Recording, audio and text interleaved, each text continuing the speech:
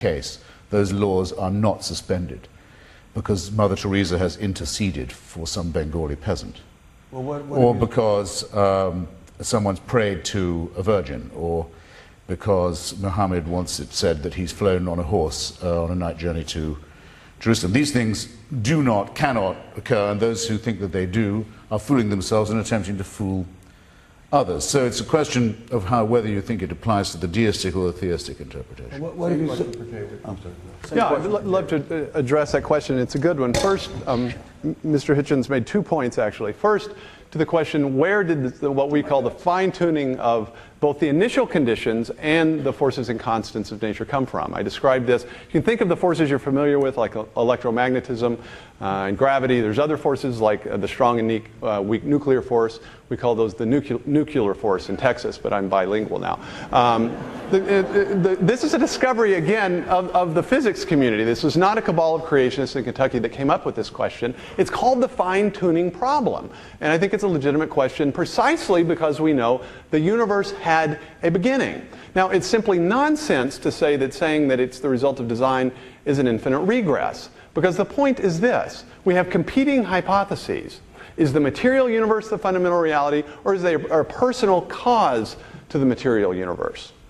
The claim is not that everything has a beginning in its existence. Every worldview has a fundamental resting point in explanation. Every worldview needs and wants some necessarily or eternally existing reality. Now, the materialist of the 19th century could simply say it was the material universe.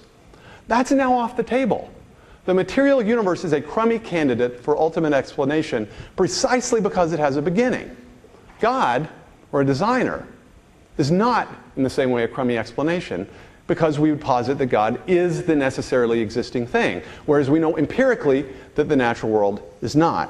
So the infinite regression argument fails. Now, to the notion that there's some problem with the suspension of natural laws, I'd point out that there's probably not a serious theistic or Christian theologian which would define miracles as the suspension or violation of physical laws. Whatever Einstein may have said, the laws that we observe in nature are sort of like the grammar, the regular activities of the material objects that we see. They're formal descriptions, but they're not overarching laws that control in some way. And you have to finally get back to the metaphysical question of what the fundamental reality is. If theism is the answer to fundamental reality, if God is the ultimate reality, then the laws are simply a reflection of what the natural world does regularly. But just because, for instance, I drop a pin or throw a pin in the air and then catch it, right? Have I violated the law of gravity because I stopped it from dropping to the ground? Oh, come on. No, of course not. Why not? Why not? Why not? It's a serious question. Why? Because the laws of physics that we talk about are generalizations. They're sort of, if everything stays the same. They don't violate agent causation in the human case, and they certainly would not violate the freedom of the God who called the universe into existence to act freely in his universe. The image of God is a blind watchmaker that set things up and should most appropriately have left it to wind down on its own is a deistic metaphor. The theistic metaphor would see God in the material universe as like a gardener who creates his garden and then chooses to tend it. Now, it's of course a separate question of whether we can detect this or whether God normally acts in the material world in some way that it's undetectable. But there's nothing incoherent or contradictory or unscientific about the basic theistic view once you understand what it means to speak of a physical law. I have a sense that Christopher has a response. Well, if I may, it would take the form of a question, and I'll tell you why, because I know it's Ben and Michael's province to ask questions, and you can say that it's not mine if you wish, but you can, I think everybody here knows now, must have guessed roughly what I think about religion. But I don't know what you think about it. Okay, for example, I don't, and this happens to me all the time. I sometimes say to Christians, so you say you're a Baptist? Yes. So you believe in Calvin and predestination? I didn't say that. I thought you said you were a Baptist. No, not exactly. No. I want to know from you. Do you believe that Jesus Christ was born of a virgin? Yes. Do you believe he was resurrected from the dead? Yes. Do you believe that the Prophet Muhammad took a night journey to Jerusalem on a horse? I don't know. You don't know? Right. You're open-minded on that? I just don't know. Do you think that a God made a covenant with just one people, the Jews, at Mount Sinai? I think he made a covenant with the Jews specifically, as it says in the text, to bless all the peoples of the earth. Yes. I rest my case. I rest my case. Right. I am an admitted Christian. I rest my case.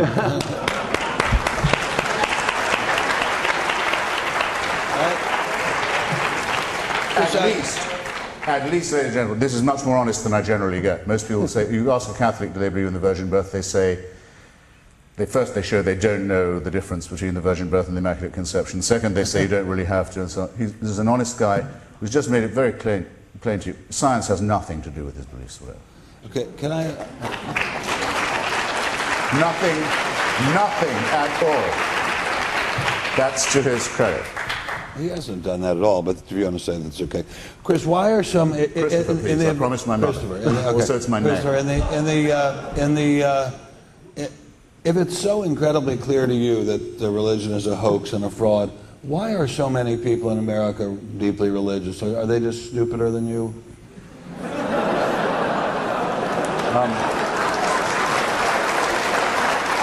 Well, again, I'll take your question in reverse order, if I may. Yes, I think I am smarter than most people in the United States. And the polls find that most people agree with that proposition. And only stupid people answer opinion poll questions. Second, I actually have not said that religion is a hoax or a fraud. There are fraudulent elements to it, as there has always been, the sale of indulgences, the promise of the miracle cures, and so forth, the offer of false consolation. But I describe it in my book, God is Not Great, available at fine bookstores everywhere. Nice yellow and color. I bring the work of great, I bring the work of great philosophers and scientists in my more recent anthology, the Portable Atheist, an anthology of writings of unbelief, to bear, to say that no, it is the oldest argument that our species takes part in. And it's the reason why I'm fascinated by it, interested in it, willing to conduct it, never refuse a challenge to do so. Religion was our first try at cognition. It was our first try at epistemology. It was our first try at philosophy. It was in some ways our first try at mathematics. It's what we came up with because we are pattern-seeking and ambitious and freedom-seeking mammals when we didn't know we lived on a round or spherical planet. We didn't know that we were in circulation around other heavenly bodies. We didn't know about gravity. We didn't know there were microorganisms stronger than ourselves that explained a lot. We didn't know why the heavens darkened and rained or hailed. We didn't know why there were earthquakes or floods. It was the first tremulous attempt to make sense. And in the work of Aquinas and Augustine and elsewhere, we see the first glimmerings of our attempts at philosophy. And in the Cranmer prayer book and the King James version of the Bible that happen to be my favorites, and the English hymnal, we also have the beginnings of a literature.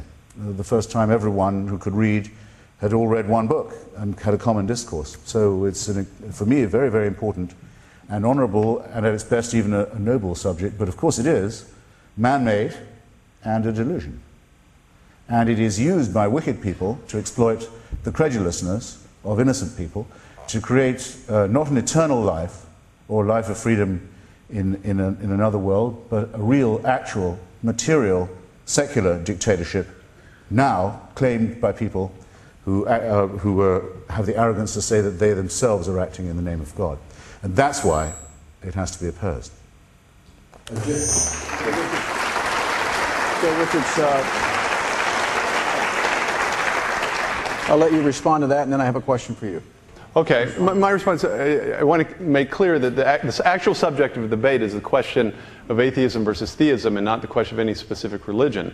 Obviously, theism manifests itself in some particular form, in Islam or Christianity or Judaism, but that is in fact a separate subject, and so I prefer to restrict my comments to the subject of the debate itself. Is that the wrong way around? I'm sorry, because that's why I mentioned all religions to you instead of just one. Right, and I do not think, and I think we probably agree on this point, that the simple prevalence of a particular religion in a society is any particular mark for its truth or falsehood. There are perhaps, a billion Buddhists in Asia, over perhaps a billion Muslims around the world, and over a billion Christians. So I don't think simply the numbers answer finally the question of the truth of one or the other.